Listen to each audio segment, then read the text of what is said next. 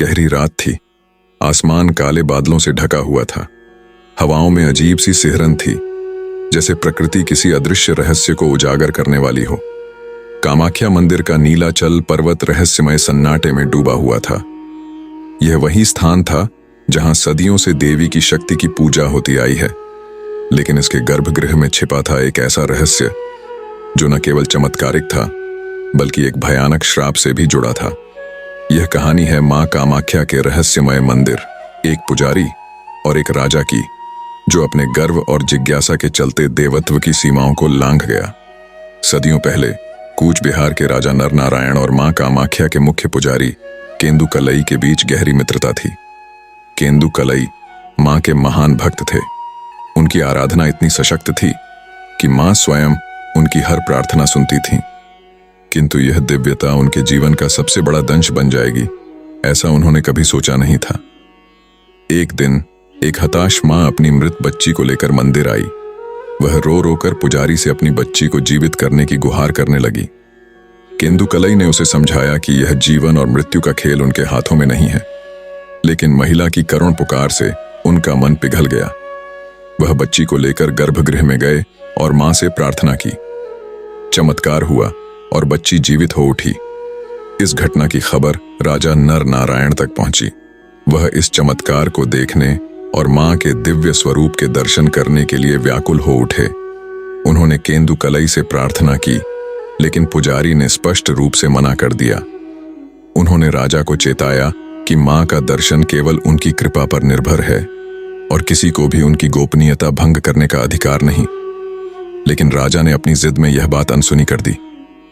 उस रात जब केंदु कलई मां की साधना कर रहे थे, राजा ने चुपके से गर्भगृह के एक छिद्र से मां के नृत्य का दर्शन किया।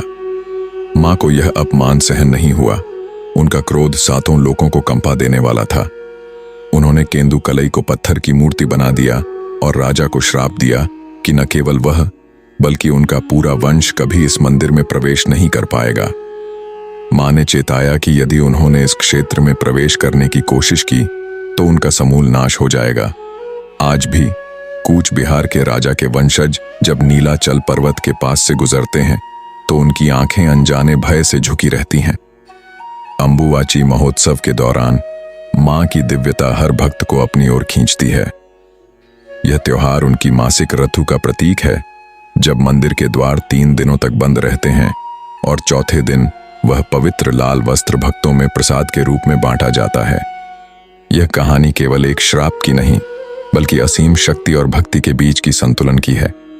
यह उस प्रेम, विश्वास और सीमाओं की याद दिलाती है जिन्हें लांघने की कोशिश कभी नहीं करनी चाहिए। मां कामाख्या के गर्भगृह में आज भी वह दिव्यता बहती है जो जीवन का स्रोत है और मृत्यु का अंत। यह रहस्य, यह चमत्कार, यह श्राप, सब कुछ भक्तों को मां के प्रति अपार भक्ति से भर देता है। जैसे जैसे आप मंदिर से लौटते हैं, एक अजीब सी शांति आपको घेरे रहती है। आप महसूस करते हैं कि मां कामाख्या केवल एक शक्ति नहीं, बल्कि जीवन का मूल स्रोत है। उनका हर भक्त उनके चरणों में अपना हृदय अर्पित कर देता है और वहां से वापस आते समय केवल एक शब्द कहता है, ओम श्री मात्रे नमः।